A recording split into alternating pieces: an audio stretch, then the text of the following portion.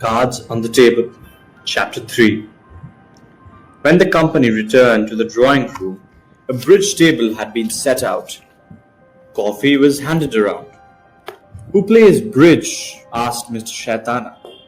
"Mrs. Lorimer, I know, and Dr. Roberts. Do you play, Miss Meredith?" "Yes. I'm not frightfully good, though." "Excellent. And Major Despard?" "Good, supposing you four play here." "Thank goodness there's to be bridge," said Mrs. Lorimer in an aside to Poirot. "I'm one of the worst bridge fiends that ever lived. It's growing on me. I will simply not go out to dinner now if there's no bridge afterwards. I just fall asleep.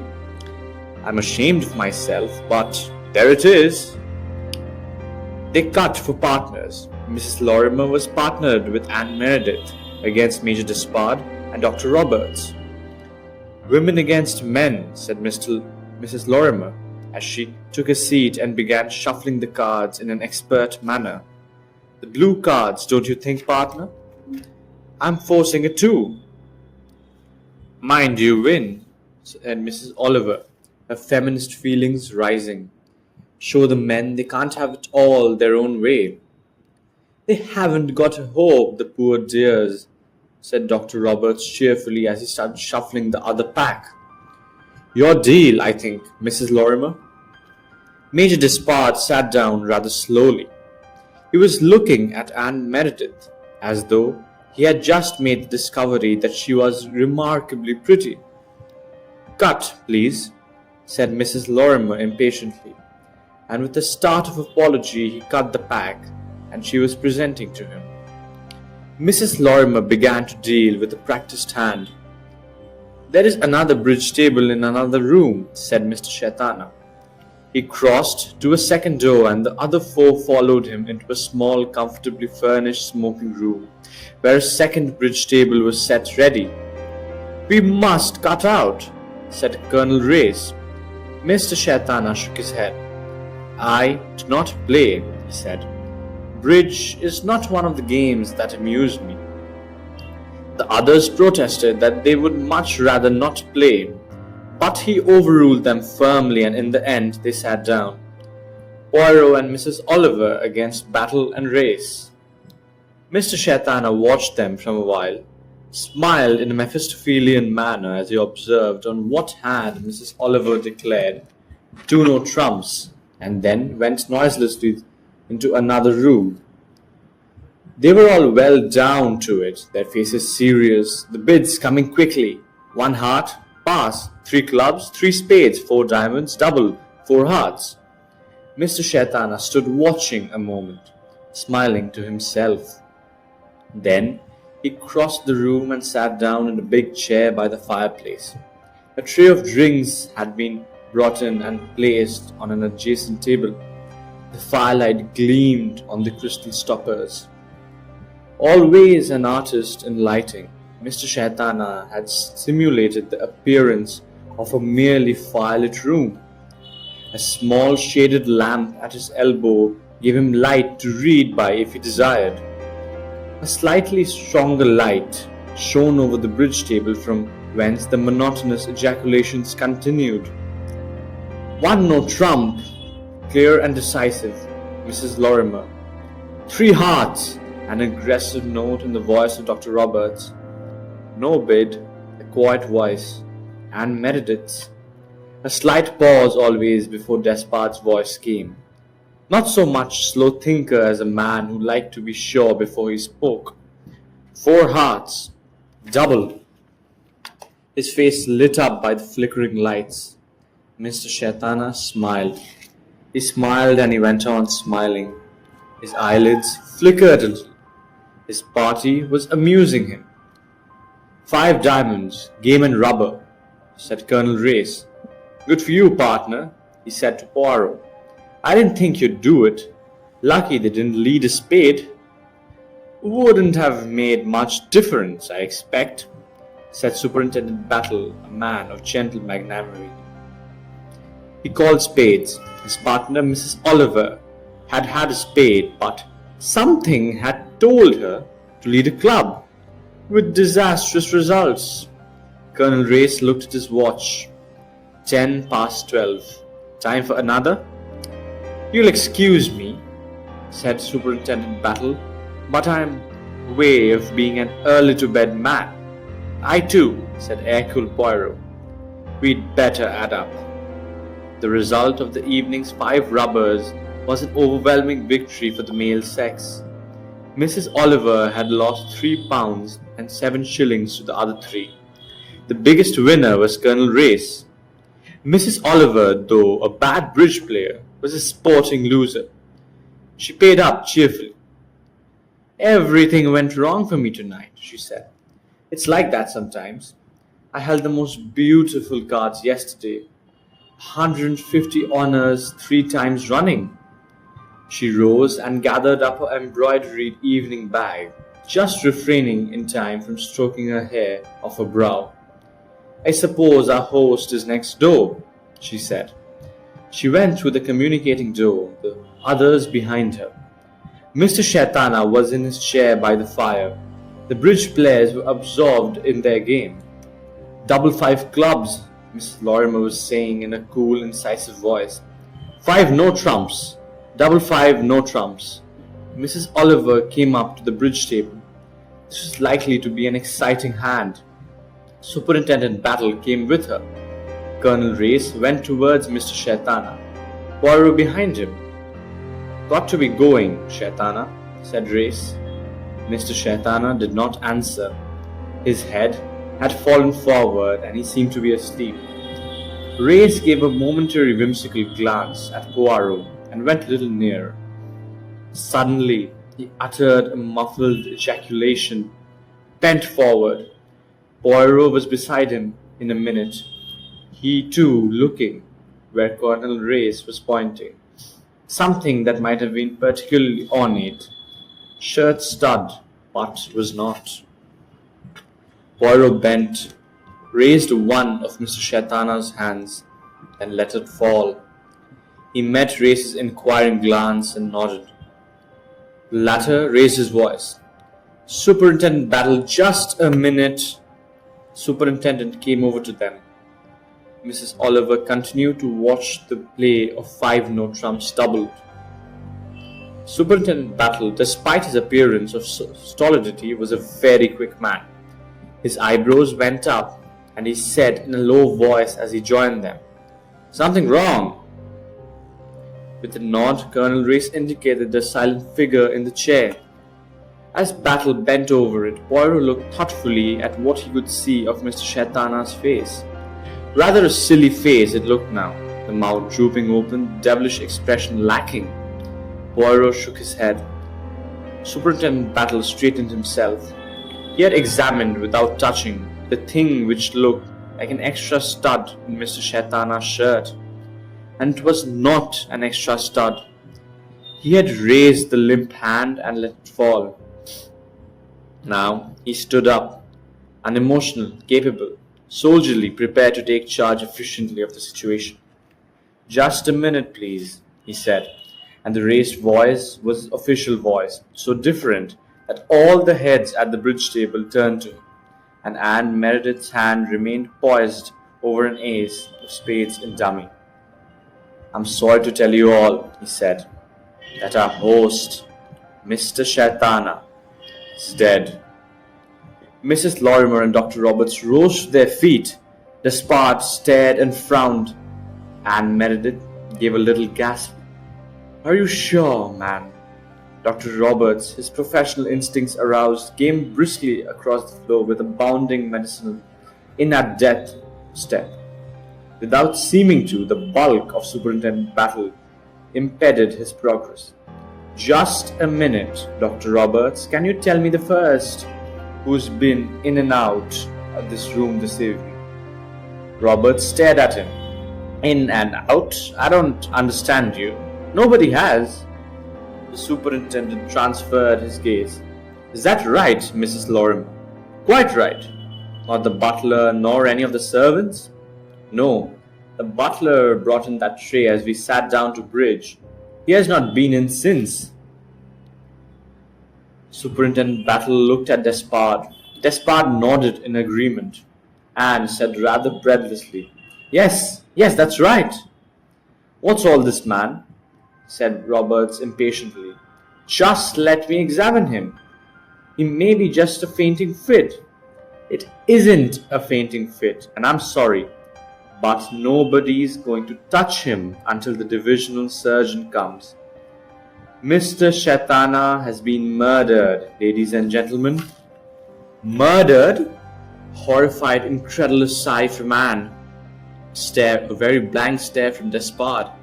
A sharp, incisive murdered from Mrs. Lorimer. A good God from Dr. Roberts. Superintendent Battle nodded his head slowly. He looked rather like a Chinese porcelain mandarin. His expression was quite blank. Stabbed, he said. That's the way of it. Stabbed. Then he shot out a question. Any of you leave the bridge table during the evening? He saw 4 expressions break up, waver. He saw fear, comprehension, indignation, and dismay, and horror. But he saw nothing definitely helpful. Well, there was a pause, and then Major Despard said quietly. He had risen now and was standing like a soldier on parade, his narrow, intelligent face turned to battle. I think every one of us, at one time or the other, moved from the bridge table either to get drinks or to put wood on the fire. I did both. When I went to the fire, Shaitana was asleep in his chair. Asleep? I thought so, yes. He may have been, said Battle, or he may have been dead then. We'll go into that presently. I'll ask you now to go into the room next door.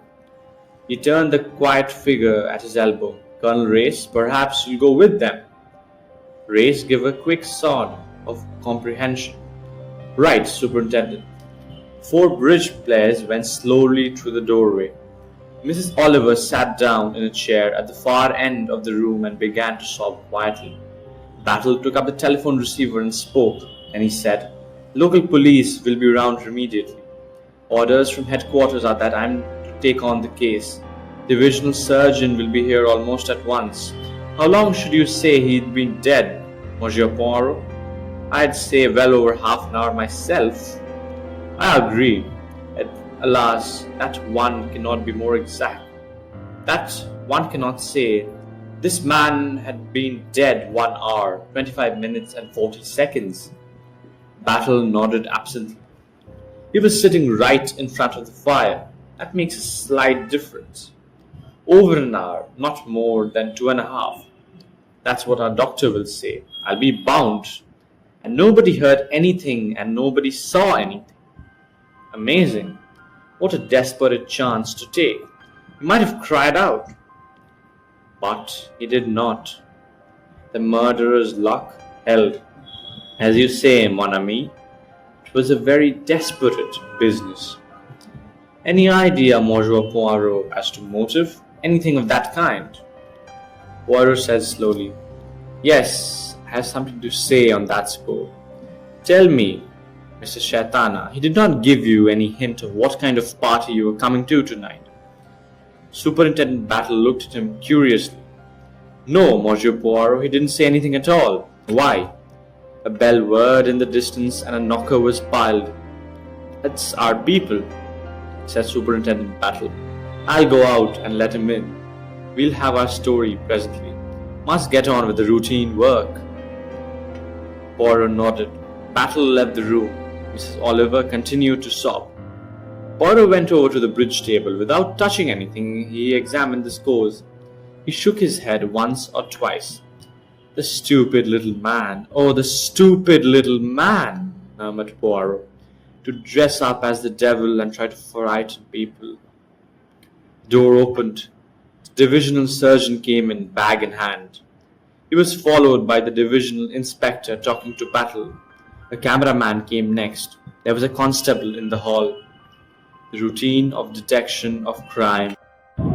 Chapter 4. Hercule Poirot, Mrs. Oliver, Colonel Race, and Superintendent Battle sat around the dining room table. It was an hour later. The body had been examined, photographed, and removed. A fingerprint expert had been and gone. Superintendent Battle looked at Poirot. Believe I have those 4 in. I want to hear what you've got to tell me. According to you, There was something behind this party tonight. Very deliberately and carefully, Poirot retold the conversation he had had with Shaitana at Wessex House. Superintendent Battle pursed his lips. He very nearly whistled. Exhibits, huh? Murders all alive. And you think he meant it? You don't think he was pulling your leg? Poirot shook his head. Oh no, he meant it. Shaitana was a man who prided himself on his Mephistophelian attitude of life. He was a man of great vanity. He was also a stupid man, and that's why he's dead. I get you, said Superintendent Battle, following things out of his mind. A party of 8 and himself, 4 sleuths, so to speak, and 4 murderers. It's impossible, cried Mrs. Oliver. Absolutely impossible. None of those people can be called criminals. Superintendent Battle shook his head thoughtfully. I wouldn't be so sure of that, Mrs. Oliver. Murderers look and behave very much like everybody else. Nice, quiet, well-behaved, reasonable folk, very often. In that case, it's Dr. Roberts, said Mrs. Oliver firmly. I felt instinctively that there was something wrong with that man as soon as I saw him. My instincts never lie. Battle turned to Colonel Race. What do you think, sir? Race shrugged his shoulders. He took the question as referring to Poirot's statement and not to Mrs. Oliver's suspicion. It could be, he said. It could be. It shows that Shaitana was right in one case at least. After all, he can only have suspected these people were murderers. He can't have been sure. He may have been right in all 4 cases. He may have been right in only one case, but he was right in one case. His death proved that. One of them got the wind up.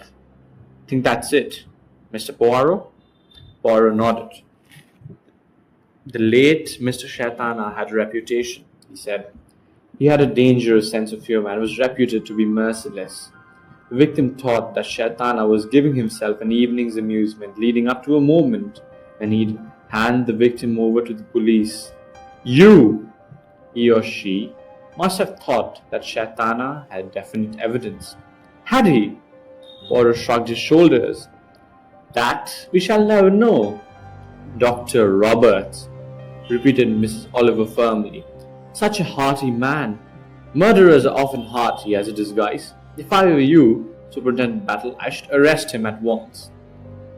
I dare say we would if there was a woman at the head of Scotland Yard, said Superintendent Battle, a momentary twinkle showing in his unemotional eye. But you see, mere men being in charge, we've got to be careful. We've got to get there slowly. Oh, men, sighed Mrs. Oliver, and began to compose newspaper articles in her head. Better have them in now, said Superintendent Battle. It won't do keeping them hanging about too long. Colonel Race half rose. If you'd like us to go, Superintendent Battle hesitated a minute as he caught Mrs. Oliver's eloquent eye. He was well aware of Colonel Race's official position, and Poirot had worked with the police on many occasions. For Mrs. Oliver to remain was decidedly stretching a point. But Battle was a kindly man. He remembered that Mrs. Oliver had lost 3 pounds and 7 shillings at bridge, and that she had been a cheerful loser. You can all stay, he said, as far as I'm concerned, but no interruptions, please. He looked at Mrs. Oliver. And there mustn't be a hint of what Monsieur Poirot has just told us. That was Shaitana's little secret, and to all intents and purposes it died with him. Understand? Perfectly, said Mrs. Oliver. Battle strode to the door and called the constable who was on duty in the hall. Go to the little smoking room. You'll find Anderson there with 4 guests. Ask Dr. Roberts if he'd be so good as to step this way. I should have kept him to the end, said Mrs. Oliver. In a book, I mean, she added apologetically. Real life's a bit different, you know. I know, said Mrs. Oliver. Badly constructed. Dr. Roberts entered with the springiness of a step, slightly subdued. I say, Battle, he said, this is a devil of a business. Excuse me, Mrs. Oliver, but it is. Professionally speaking, I could hardly have believed it. To stab a man with three other people a few yards away. He shook his head. Whew, I wouldn't like to have done it. A slight smile twitched up the corners of his mouth. What can I say or do to convince you that I didn't do it? Well, there's motive, Dr. Roberts. The doctor nodded his head empathetically. That's all clear. I hadn't the shadow of a motive for doing anything with poor Shaitana. I didn't even know him very much. He amused me. He was such a fantastic fellow, touch of Oriental about him. Naturally, you'll investigate my relations with him closely. I expect that. I'm not a fool, but you won't find anything. I had no reason to kill Shaitana, and I didn't kill him. Superintendent Battle nodded woodenly. That's all right, Dr. Roberts. I've got to investigate, as you know. You're a sensible man. Now, can you tell me anything about the other three people? I'm afraid I don't know very much. Despard and Miss Meredith for the first time tonight I met. I knew of Despard before, read his travel book, and jolly good yarn it is. Did you know that he and Mr. Shaitana were acquainted? No. Shaitana never mentioned him to me. As I say, I'd never heard of him, but never met him. Miss Meredith I've seen before. Mrs. Lorimer I know slightly. What do you know about her? Robert shrugged his shoulders. She's a widow, moderately well off, intelligent, well-bred woman, first-class bridge player. That's where I've met her, as a matter of fact, playing bridge. And Mr. Shaitana never mentioned her either. No. That doesn't help us very much. Now, Dr. Roberts, perhaps you'll be so kind as to tax your memory carefully and tell me how often you yourself left your seat at the bridge table, and all of you can remember about the movements of others. Dr. Roberts took a few minutes to think. It's difficult. I can't remember my own movements, more or less. I got up 3 times, that is, on 3 occasions when I was dummy. I left my seat and made myself useful. Once I went over there and put wood in the fire. Once I brought drinks to the 2 ladies. Once I poured out a whiskey and soda for myself. Can you remember the times? I could only say very roughly. We began to play at about 9:30, I imagine. I should say it was an hour later that I stroked the fire.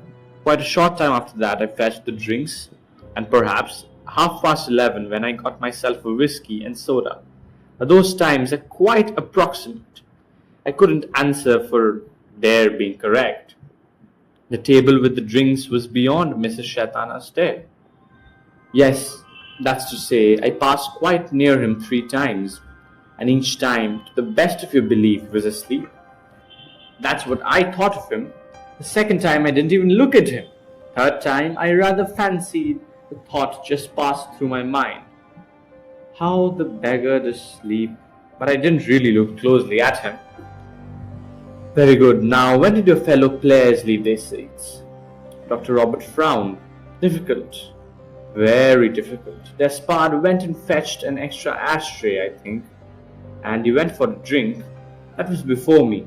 For I remember he asked me if I'd had one. And I said I wasn't quite ready. And the ladies? Mrs. Lorimer went over to the fire once. Poked it, I think. Rather fancy she spoke to Shaitana, but I don't know. I was playing a rather tricky no-trump at the time. And Miss Meredith, she certainly left the table once, came around and looked at my hand. I was a partner at the time. Then she looked at the other people's hands, and then she wandered around the room. I don't know what she was doing exactly. I wasn't paying attention. Superintendent Battle said thoughtfully, as we were sitting at the bridge table, no one's chair was directly facing the fireplace. No, sort of sideways on, and there was a big cabinet between. Chinese piece. Very handsome.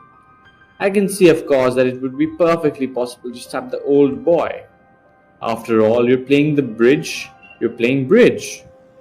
You're not looking around and noticing what's going on. The only person who's likely to be doing it, that is dummy. And in this case, undoubtedly the dummy was the murderer, said Superintendent Battle.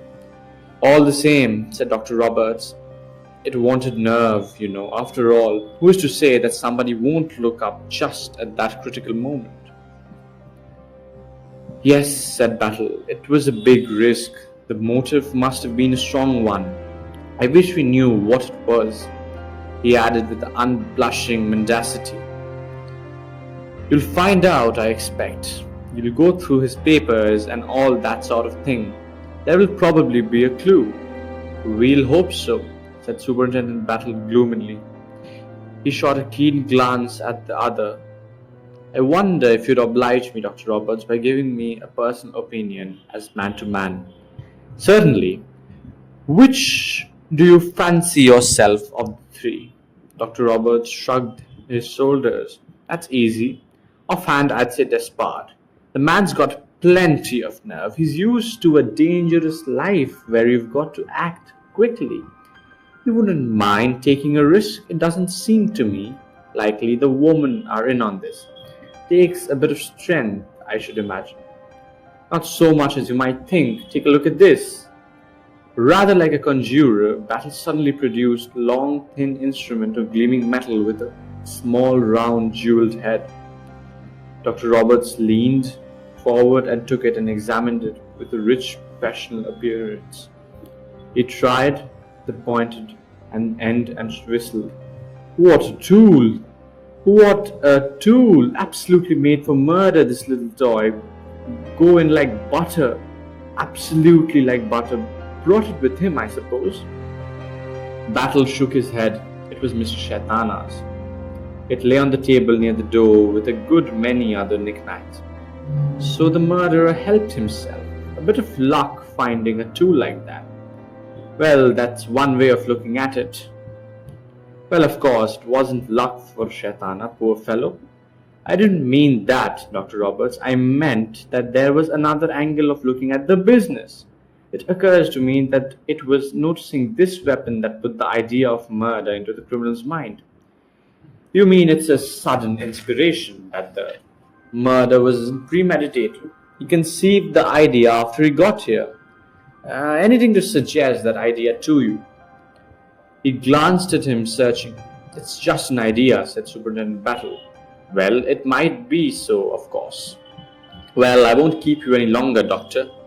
Thank you for your help. Perhaps you leave your address. Certainly. 200 Gloucester Terrace, W.2, telephone number, Bayswater 23896. Thank you. We have to call upon you shortly. Delighted to see you any time. Hope there won't be too much in the papers. I don't want my nervous patients upset. Excuse me, Monsieur Poirot. If you'd like to ask any questions, I'm sure the doctor wouldn't mind. Of course not, of course not. A great admirer of yours, Monsieur Poirot. Little grey cells, order and method. I know all about it. I feel sure you'll think of something most intriguing to ask me. Hercule Poirot spread out his hands in his most foreign manner. No, I'd just like to get all the details clear in my head. For instance, how many robbers did you play? 3, said Roberts promptly. We'd go to one game all, in the 4th robber where you came in. And who played with who? First robber Despard and I against the ladies. They beat us, God bless them.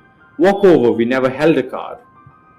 Second robber Miss Meredith and I against Despard and Lorimer. Third robber Mrs. Lorimer and I against Meredith and Despard. We cut each time, but it worked out like a pivot. Fourth robber Miss Meredith and I again. Who won and who lost? Mrs. Lorimer won every rubber. Miss Meredith won the first and lost the next 2. I was a bit up as well. Poirot said, smiling. The good superintendent had asked your opinion on your companions and candidates for murder. I now ask you for your opinion on them as bridge players.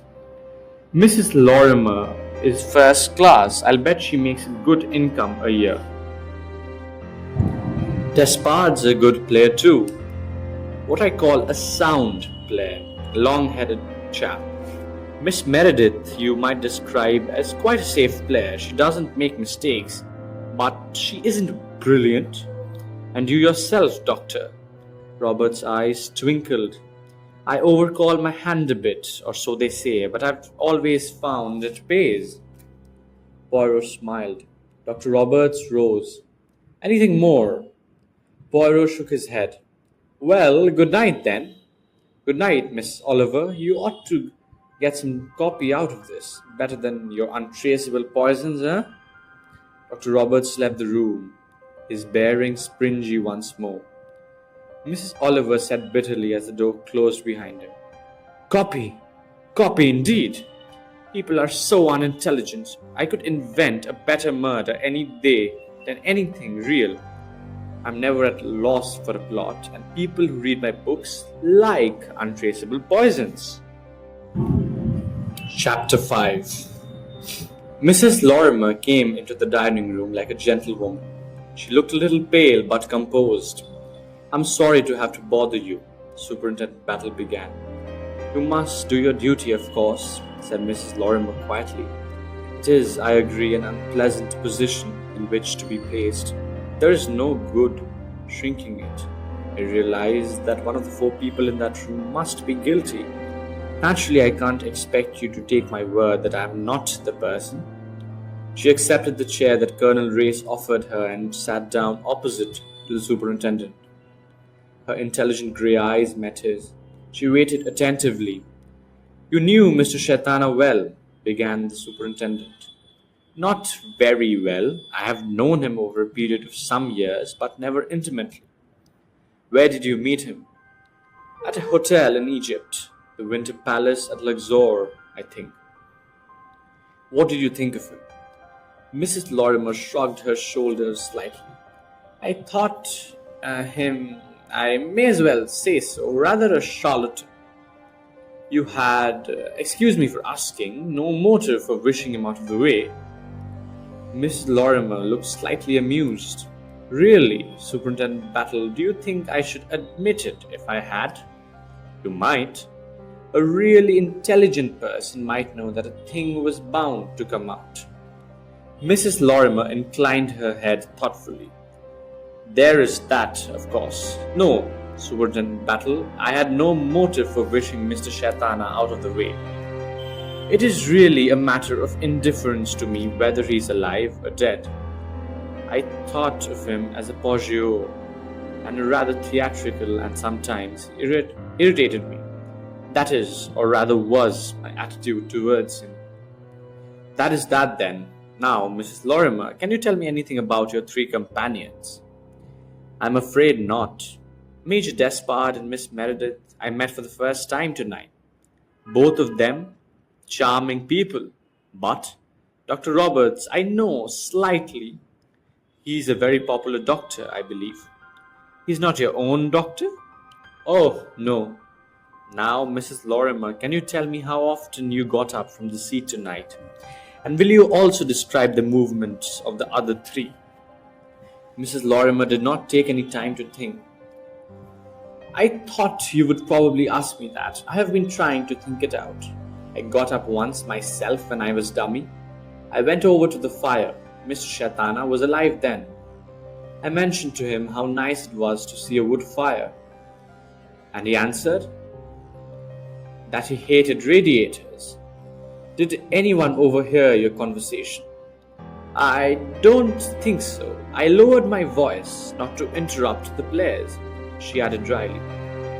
In fact, you have only my word for that Mr. Shaitana was alive and spoke to me. Superintendent Battle made no protest. He went on with his quiet, methodical questioning. What time was that? I should think we had been playing a little over an hour. What about the others? Dr. Roberts got me a drink. He also got himself one. That was later. Major Despard also went to get her a drink at about 11:15, I should say. Only once? No, twice, I think. The men moved about a fair amount, but I didn't notice what they did. Miss Meredith left her seat only once, I think. She went around to look at her partner's hand, but she remained near the bridge table. I couldn't say at all. She may have moved away. Battle nodded. It's all very vague, he grumbled. I'm sorry. Once again, Battle did his conjuring trick and produced long, delicate stiletto. Will you look at this, Miss Lorimer? Mrs. Lorimer took it without emotion. Have you ever seen that before? Never. Yet it was lying on the table in that drawing room. I didn't notice it. You realize, perhaps, Mrs. Lorimer, that with a weapon like that, a woman could do the trick just as easily as a man. I suppose she could, said Mrs. Lorimer quietly. She leaned forward and handed the dainty little thing back to him. But all the same, said Superintendent Battle, the woman would have to be pretty desperate. It was a long chance to take.